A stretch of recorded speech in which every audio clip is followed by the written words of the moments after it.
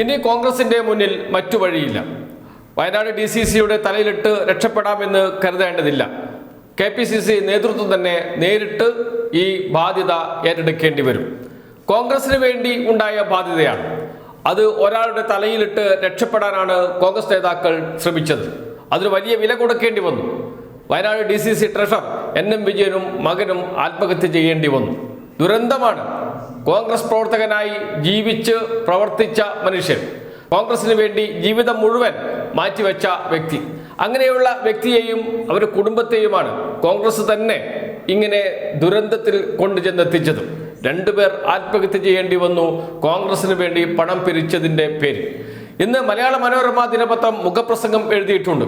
ആ മുഖപ്രസംഗത്തിൽ കോൺഗ്രസിന്റെ ഇന്നത്തെ അവസ്ഥ, എങ്ങനെയൊക്കെയാണ് കോൺഗ്രസ് പണമുണ്ടാക്കുന്നത്, സഹകരണ ബാങ്കുകൾ മാത്രമാണ് കയ്യിലുള്ളത്, 10 വർഷമായി അധികാരത്തിലില്ല, അതുകൊണ്ട് എങ്ങനെ നിലനിൽക്കണം എന്ന വലിയ പ്രതിസന്ധിയിലാണ് കോൺഗ്രസ്.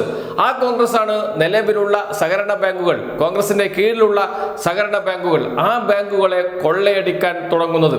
ആ ബാങ്കുകളിൽ നിയമനം നടത്തുന്നതിന് വേണ്ടി പണം വാങ്ങുന്നു. മലയാള മനോരമയ്ക്ക് തന്നെ പറയേണ്ടി വന്നു ഈ കൊള്ള അവസാനിപ്പിക്കണമെന്ന്. മലയാള മനോരമയുടെ മുഖപ്രസംഗത്തിൽ പറയുന്നത് ഇങ്ങനെയാണ്: ജീവനെടുക്കുന്ന സഹകരണ നിയമനക്കോഴയിൽ കോൺഗ്രസ് പ്രതിക്കൂട്ടിൽ എന്ന്. കോൺഗ്രസ് പ്രതിക്കൂട്ടിൽ എന്ന് മുഖപ്രസംഗം എഴുതേണ്ടി വന്നത് NM വിജയന്റെ മരണത്തെ തുടർന്നുണ്ടായ സംഭവ വികാസമാണ്. മരണത്തെ തുടർന്നും ആ സംഭവം മൂടിവെക്കാനാണ് കോൺഗ്രസ് ശ്രമിച്ചത്. എങ്ങനെയെങ്കിലും ഇത് മൂടിവെച്ച് എല്ലാ ബാധ്യതയും കുടുംബത്തിന് തലയിലിട്ട് രക്ഷപ്പെടാൻ വേണ്ടി ശ്രമിച്ചു കോൺഗ്രസ്. അവസാനം CPIMന്റെ സംസ്ഥാന സെക്രട്ടറി വീട് സന്ദർശിച്ചു പറഞ്ഞു, കോൺഗ്രസിന് ഈ ബാധ്യത ഏറ്റെടുക്കാൻ കഴിയില്ലെങ്കിൽ ആ ബാധ്യത ഞങ്ങൾ ഏറ്റെടുക്കുമെന്ന്. അപ്പോഴാണ് കോൺഗ്രസ് ഉണർന്നത്. മാധ്യമങ്ങൾ പോലും വേണ്ടത്ര പ്രചാരം നൽകിയില്ല. വെറുമൊരു ആത്മഹത്യയായി ചുരുക്കി വാർത്തകളിൽ ചർമ്മക്കോളത്തിൽ ഒതുക്കി മലയാള മനോരമ ഉൾപ്പെടെയുള്ള മാധ്യമങ്ങൾ. എന്നാൽ ഇന്ന് മലയാള മനോരമയ്ക്ക് മുഖപ്രസംഗം എഴുതേണ്ടി വന്ന ഇടത്തേക്ക് സംഭവം മാറിയിട്ടുണ്ട് എങ്കിൽ അത് CPIMന്റെ ഇടപെടൽ തന്നെയാണ്. MV ഗോവിന്ദൻ മാസ്റ്ററുടെ ആ പ്രഖ്യാപനം തന്നെയാണ്. കോൺഗ്രസിനെ, ആ കുടുംബത്തെ എന്ന് വെച്ചാൽ NM വിജയന്റെ കുടുംബത്തെ സഹായിക്കാൻ കഴിഞ്ഞില്ലെങ്കിൽ ഞങ്ങൾ സഹായിക്കും എന്ന്. പിന്നീട് കോൺഗ്രസ് ഉണർന്നു, അന്വേഷണ കമ്മീഷനെ വെച്ചു. പ്രമുഖ മാധ്യമങ്ങളെല്ലാം തഴഞ്ഞു നിൽക്കുന്ന ഘട്ടത്തിൽ സോഷ്യൽ മീഡിയ പ്രശ്നം ഏറ്റെടുക്കുകയും സജീവ ചർച്ചയാക്കുകയും പിന്നീട് പ്രമുഖ മാധ്യമങ്ങൾക്ക് അത് ചർച്ചയാക്കേണ്ടി വരികയും ചെയ്ത അവസ്ഥയിലെത്തി. അങ്ങനെയാണ് മലയാള മനോരമയ്ക്ക് മുഖപ്രസംഗം എഴുതേണ്ടി വന്നത്. മുഖപ്രസംഗത്തിൽ പറയുന്നു, വയനാട് ജില്ലയിലെ സഹകരണ ബാങ്കുകളിൽ 2008 മുതൽ 2016 വരെയാണ് കോഴ നിയമനങ്ങളിലേറെയും നടന്നത്. ബത്തേരി സഹകരണ അർബൻ ബാങ്ക്, ബത്തേരി സർവീസ് സഹകരണ ബാങ്ക്, ബത്തേരി കാർഷിക ഗ്രാമവികസന ബാങ്ക് എന്നീ സ്ഥാപനങ്ങൾ കേന്ദ്രീകരിച്ചായിരുന്നു നിയമന കോഴയെന്നാണ് ആരോപണം. ഇതുമായി ബന്ധപ്പെട്ട് ജില്ലയിലെ പല സഹകരണ ബാങ്കുകളിലും ഇപ്പോൾ അന്വേഷണം നടക്കുന്നുണ്ട് എന്നാണ്. NM വിജയന്റെ കത്തുകളിലെയും ഡയറി കുറിപ്പുകളിലെയും പരാമർശങ്ങളാണ് നേതാക്കളിലേക്ക് വിരൽ ചൂണ്ടിയത്. വിശ്വസ്തനായ സഹപ്രവർത്തകൻ കനത്ത സാമ്പത്തിക ബാധയിലായപ്പോൾ അതുവരെ കൂടെയുണ്ടായിരുന്നവർ കൈയൊഴുകിയായിരുന്നുവെന്നാണ് ആരോപണം. ബത്തേരി MLA ആയ IC ബാലകൃഷ്ണൻ കേസിൽ 1-ാം പ്രതിയാണ്. DCC പ്രസിഡന്റ് ND അപ്പച്ചൻ, DCC മുൻ ട്രഷറർ KK ഗോപിനാഥൻ, DCC മുൻ പ്രസിഡന്റ് അന്തരിച്ച PV ബാലചന്ദ്രൻ എന്നിവരാണ് യഥാക്രമം 2, 3, 4 പ്രതികൾ. ആദ്യ 3 പ്രതികളും മുൻകൂർ ജാമ്യം എടുത്തിട്ടുണ്ട്. MLA പ്രത്യേക അന്വേഷണ സംഘം ഇന്നലെ ചോദ്യം ചെയ്തു. 2, 3 പ്രതികളെ അറസ്റ്റ് ചെയ്ത ശേഷം ജാമ്യത്തിൽ വിട്ടയച്ചിട്ടുണ്ട് എന്നാണ് മലയാള മനോരമ മുഖപ്രസംഗത്തിൽ പറയുന്നത്. അതോടൊപ്പം തന്നെ IC ബാലകൃഷ്ണനെ ഇപ്പോൾ അറസ്റ്റ് ചെയ്യുകയും ജാമ്യത്തിൽ വിടുകയും ചെയ്തിട്ടുണ്ട്.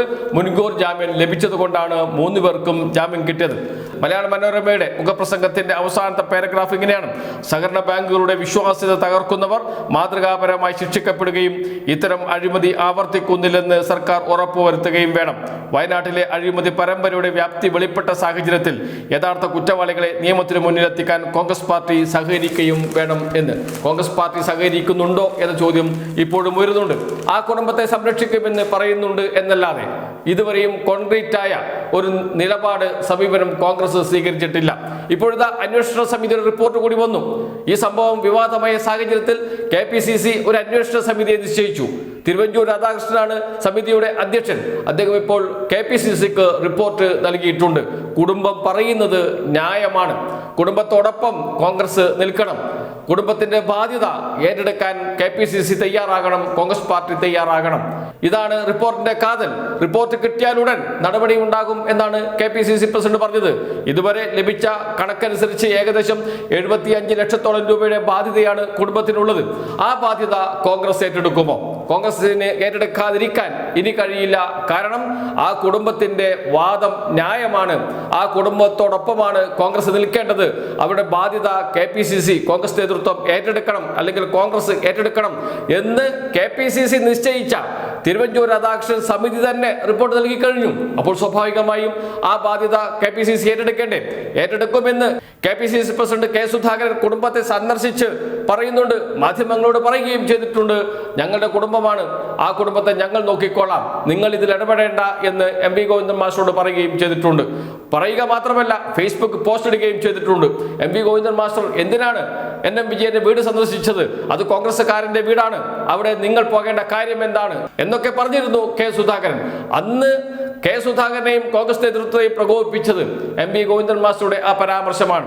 ആ കുടുംബത്തെ കോൺഗ്രസ് സഹായിച്ചില്ലെങ്കിൽ ഞങ്ങൾ സഹായിക്കും എന്നും അത് പരസ്യമായി പറഞ്ഞ കാര്യമാണ്.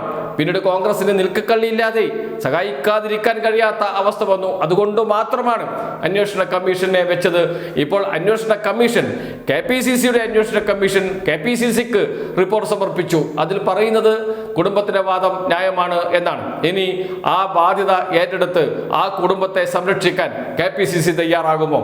അല്ല, ഇത് അനന്തമായി നീട്ടിക്കൊണ്ടുപോയി അടുത്ത യോഗം ചർച്ച ചെയ്യട്ടെ, യോഗം ചേരട്ടെ, പറയട്ടെ എന്നൊക്കെ പറഞ്ഞ് നീട്ടിക്കൊണ്ടുപോകാനാണോ കോൺഗ്രസിന്റെ ശ്രമം? ഈ അന്വേഷണ സമിതി തന്നെ പ്രശ്നം നീട്ടിക്കൊണ്ടുപോകാനായിരുന്നില്ലേ എന്ന ചോദ്യവും അന്നേ ഉയർന്നിരുന്നു. എന്നാൽ ചടുലമായ ഒരു തീരുമാനം KPCCയിൽ നിന്ന് ഉണ്ടായില്ല എങ്കിൽ അത് ഏറ്റെടുക്കാൻ കേരളത്തിൽ മറ്റൊരു പ്രസ്ഥാനം ഉണ്ട്, അത് CPIM ആണ് എന്ന് CPIM നേതാക്കൾ തന്നെ പറഞ്ഞിട്ടുണ്ട്, സംസ്ഥാന സെക്രട്ടറി തന്നെ പറഞ്ഞിട്ടുണ്ട്. അതുകൊണ്ട് തന്നെ ഒരു കുടുക്കിലാണ് ഇപ്പോൾ കോൺഗ്രസ് പെട്ടിരിക്കുന്നത്. സഹായിക്കാനും കഴിയില്ല, സഹായിക്കാതിരിക്കാനും കഴിയില്ല. കാരണം ഇത്രയും വലിയ തുക എവിടെ നിന്നുണ്ടാക്കും എന്ന ചോദ്യം KPCC പ്രസിഡന്റോട് ചോദിച്ചപ്പോൾ KPCC പ്രസിഡന്റ് പറഞ്ഞ മറുപടിയുണ്ട് മാധ്യമ പ്രവർത്തകനോട്. അദ്ദേഹം പറഞ്ഞത്, എന്താ നിങ്ങൾ ഞങ്ങളെ അങ്ങനെ കുറച്ച് കാണുകയാണോ? ഞങ്ങളുടെ ആസ്തി എന്താണ് എന്ന് നിങ്ങൾക്കറിയില്ലേ? ഞങ്ങളുടെ ശക്തി എന്താണ് എന്ന് നിങ്ങൾക്കറിയില്ലേ എന്നാണ്. ആ ശക്തിയിൽ, കോൺഗ്രസിന്റെ ശക്തിയിൽ ബോധ്യമുള്ള KPCC പ്രസിഡന്റാണ് എങ്കിൽ സ്വാഭാവികമായും ആ കുടുംബത്തിന്റെ ബാധ്യത മുഴുവൻ തീർത്ത് ആ കുടുംബത്തെ സംരക്ഷിക്കാൻ തയ്യാറാകുമോ? അത് എപ്പോഴെങ്കിലുമല്ല, എത്രയും പെട്ടെന്ന് തയ്യാറാകുമോ എന്ന ചോദ്യമാണ് ഉയരുന്നത്. അതിന് തയ്യാറാകുമോ? അതല്ല ആ പേര് പറഞ്ഞ് വീണ്ടും ഒരു വലിയ പിരിവ് നടത്തി കുറെ പണം കോൺഗ്രസ് പ്രവർത്തകർക്ക് കൊള്ളയടിക്കാനുള്ള അവസരമാക്കി മാറ്റുമോ എന്നാണ് മറ്റൊരു ചോദ്യം. കാരണം കോൺഗ്രസിന്റെ പിരിവ് എന്തായിരുന്നു എന്ന് KPCC യോഗത്തിൽ, രാഷ്ട്രീയകാര്യ സമിതി യോഗത്തിൽ VD സതീശൻ തന്നെ പറഞ്ഞിട്ടുണ്ട്. ആ ശബ്ദരേഖ പുറത്തു വന്നതാണ്. ഓൺലൈനായി ചേർന്ന യോഗത്തിലായതുകൊണ്ടാണ് ശബ്ദരേഖ പുറത്തു വന്നത്. ആ ശബ്ദരേഖയിൽ തന്നെ പറഞ്ഞിട്ടുണ്ട്, എവിടെ പോയി പണം, പിരിച്ച പണമൊക്കെ എവിടെയെന്ന് ചോദിക്കുന്നുണ്ട് പ്രതിപക്ഷ നേതാവ് VD സതീശൻ KPCC പ്രസിഡന്റിനോട്. ആ ചോദ്യമൊക്കെ അവിടെയുണ്ട്. ആ സമ്മർദ്ദത്തിന്റെ ഭാഗമായി KPCCയുടെ ട്രഷറർ തന്നെ ഹൃദയം പൊട്ടി മരിച്ച അനുഭവമുണ്ട്. മക്കൾ പരാതിയുമായി വന്നിരുന്നു, പോലീസിൽ പരാതി കൊടുത്തിരുന്നു. പക്ഷെ അതൊക്കെ തൽക്കാലം ഒതുക്കി തീർത്തിട്ടുണ്ട്. എങ്കിലും ഇതൊരു കോൺഗ്രസിന്റെ ഇന്നത്തെ അവസ്ഥയിൽ ട്രഷറർ ആയി ഇരിക്കാൻ ആരും തയ്യാറാകാത്ത അവസ്ഥ, പണം വന്നാൽ എല്ലാ നേതാക്കളും വിധിച്ചെടുക്കുന്ന അവസ്ഥ, അതെല്ലാം ഉണ്ട്. അങ്ങനെയൊക്കെ ഇരിക്കുന്ന കോൺഗ്രസ് ആണ് മുന്നിലുള്ളത്. എങ്ങനെ ഈ കുടുംബത്തെ സഹായിക്കും എന്ന് നോക്കുകയാണ് കേരളം. അതല്ലെങ്കിൽ വലിയ രാഷ്ട്രീയ പ്രശ്നമായി അത് മാറും. KPCC വലിയ കുരുക്കിലേക്ക് പോവുകയാണ് എന്ന് പറയാതിരിക്കാൻ കഴിയില്ല. റിപ്പോർട്ട് കൂടി ലഭിച്ചോടുകൂടി അടിയന്തര തീരുമാനം എടുക്കേണ്ട ഉത്തരവാദിത്തം കോൺഗ്രസ് നേതൃത്വത്തിൽ വന്നു ചേർന്നിട്ടുണ്ട്.